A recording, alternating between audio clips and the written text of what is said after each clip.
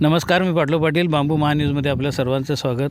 आपण बांबूची जी माहिती आहे ती घेण्यासाठी विविध ठिकाणांना भेटी देतो, जेणेकरून शेतकऱ्यांना, बांबू अभ्यासकांना त्याची माहिती व्हावी, सहज उपलब्ध.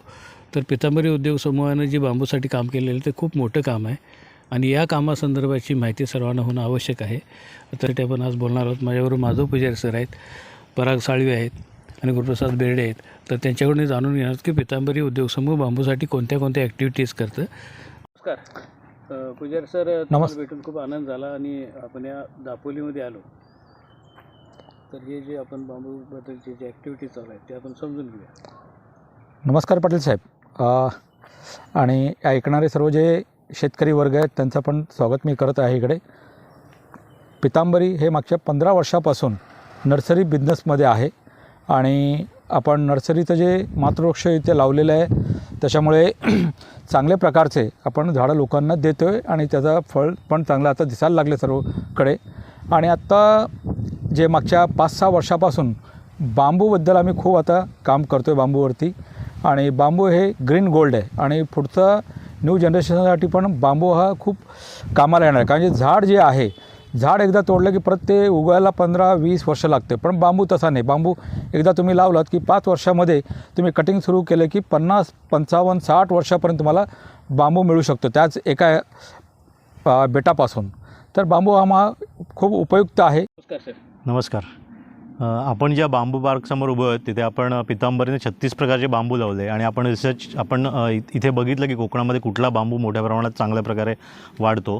बांबूची जर तुम्ही बघितलं तर बांबू सगळ्या गोष्टींमध्ये सध्या उपयुक्त आहे. बांबूपासून म्हणजे हे बांबू हे रिप्लेसमेंट ऑफ फर्निचर, म्हणजे आता जे काही लाकूड जे आपण वापरतो फर्निचरला ते पण रिप्लेस करण्याची क्षमता आहे. नंतर आपण जे कपडे घालतो त्याचे पण रिप्लेस करण्याची क्षमता बांबूमध्ये आहे.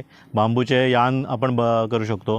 ह्या सगळ्या गोष्टी करत असताना 36 आम्ही ज्या स्पेसिस लावल्यात त्याच्यामध्ये आम्हाला जो चांगला बांबू वाटला तो म्हणजे माणगा बांबू, जो की भरीव आहे आणि ज्याचा उपयोग चांगल्या प्रकारे सगळ्या गोष्टींमध्ये होऊ शकतो. सरांनी सांगितलं तसं जर बघायला गेलं तर आपण सगळ्या प्रजातींचा अभ्यास केला. आधी 2 ते 3 वर्ष आम्ही अभ्यास करतो ह्या गोष्टींवरती. आणि अभ्यास करताना असं लक्षात आलं की आपली कोकणातली जी प्रजात आहे, माणगा बांबू जिला म्हटलं जातं किंवा काही ठिकाणी तिला चिवा म्हटलं जातं, तर ह्याची लागवड मोठ्या प्रमाणात आहे आणि जो भरीव असल्यामुळे विणकामामध्ये किंवा ह्याच्यामध्ये मोठ्या प्रमाणात लागतो. परंतु अडचण अशी आहे की त्याची कंदाने लागवड किंवा रोपानेच लागवड केली जाते. तर एकाच वेळेला मोठ्या प्रमाणात जर लागवड करायची असेल तर रोपं उपलब्ध होत नाहीत. तर ह्या प्रश्नाचं उत्तर आम्ही सातत्याने पाठलाग करत होतो. तर करत असताना असं लक्षात आलं की आपण शाखीय पद्धतीने जर याची रोपं तयार केली तर याला चांगल्या पद्धतीचा रिस्पॉन्स मिळतो. अभ्यास केल्यानंतर आम्ही जवळजवळ आता त्याची 1 लाख रोपं शाखीय पद्धतीने तयार केलेली आहेत आणि ही लवकरच लागवड योग्य म्हणजे अगदी 2 ते 2.5 फुटापर्यंतची उपलब्ध होणार आहेत. तर माझी सर्व शेतकरी बांधवांना विनंती आहे की तुम्ही पितांबरी नर्सरीला नक्की व्हिजिट करा आणि जास्तीत जास्त बांबू लागवडीमध्ये सुद्धा माणगा प्रजात ही जास्तीत जास्त लागवड करण्यामागे भर द्यावा, अशी विनंती राहील माझी.